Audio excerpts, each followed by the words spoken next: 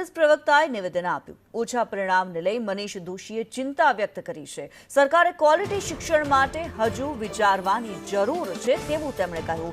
10% કરતાં ઓછું પરિણામ ધરાવતી સ્કૂલોમાં વધારો થયો છે। સામાન્ય અને વિજ્ઞાન પ્રવાહમાં બંનેમાં આ સ્થિતિ ચિંતાજનક છે। સરકારે ક્વોલિટી શિક્ષણ માટે હજુ ચિંતા કરવી જોઈએ તેવું મનીષ દોશીએ જણાવ્યું। કોમર્સની અંદર 10% ઓછા પરિણામ ધરાવતી શાળાઓની સંખ્યામાં ઉમેરો થયો છે। એટલે ગત વખતે 19 શાળાથી આ વખતે 21 થઈ। સરકારને વિવાદ થયો તો 0% વાળી શૂન્ય પરિણામ ધરાવતી શાળાઓનું દર વખતે કોલમ આપવામાં આવતું।